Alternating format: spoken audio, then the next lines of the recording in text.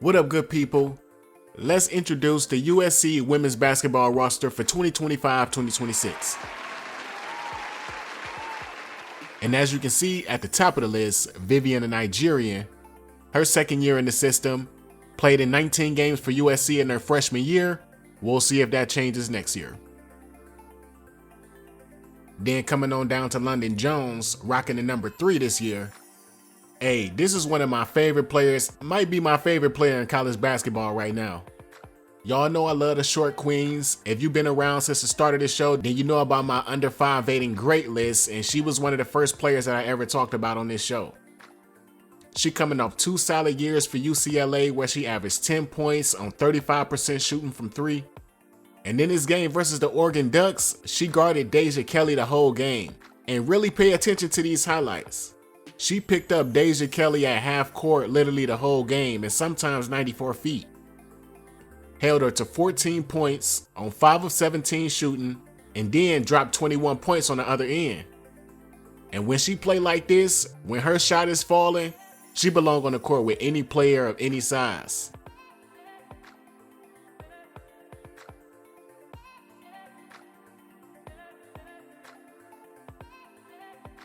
Then coming on down to number 4, Rian Forestier, played 16 games for this team last year, but only 3 minutes a game, so we'll see if that changes.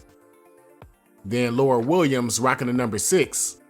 Redshirted her freshman year because of injury, so hopefully we can see her on the court. She's also the daughter of Doug Williams, the first black quarterback to ever win a Super Bowl and the Super Bowl MVP.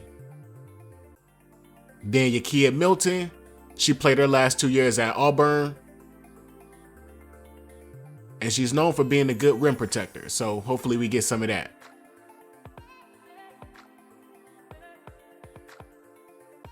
Then coming on down to Gerda, rocking the number 8.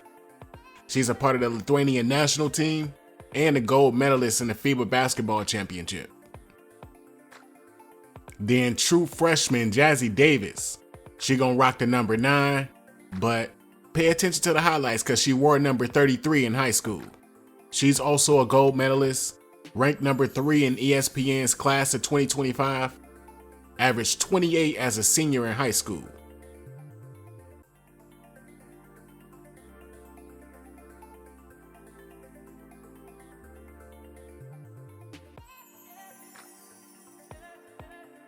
Then Malia Samuels played in 58 games for USC, so she's pretty used to her role. We'll see if it changes next year.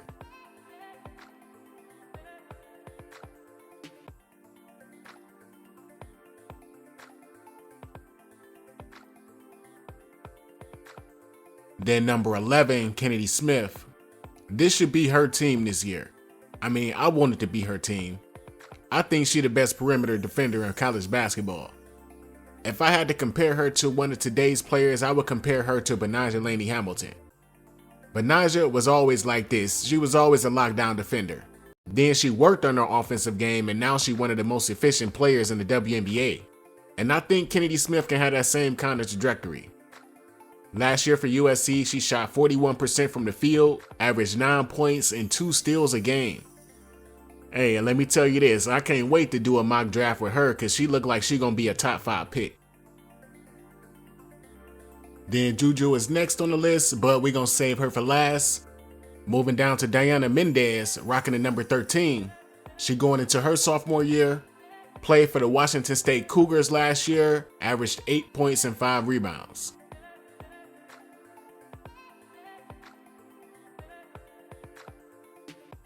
Then Brooklyn Shamblin ran number 24, played for USC last year, 16 games, 3 minutes a game. We'll see if that changes.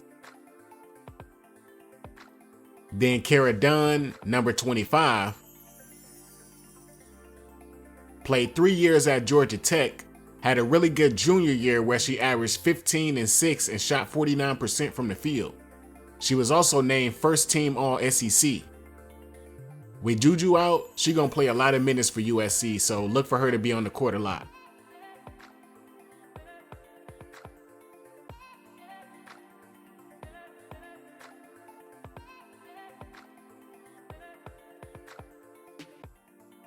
Now let's bring it right back on up to Juju.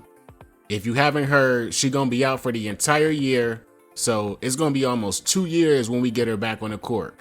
She last played March 2024, and we probably won't see her again until November of 2026. I don't think this injury gonna hurt her at all. She gonna be back. She gonna be the same player. Just like this injury didn't affect Paige Bueckers. When you great, you gonna be great.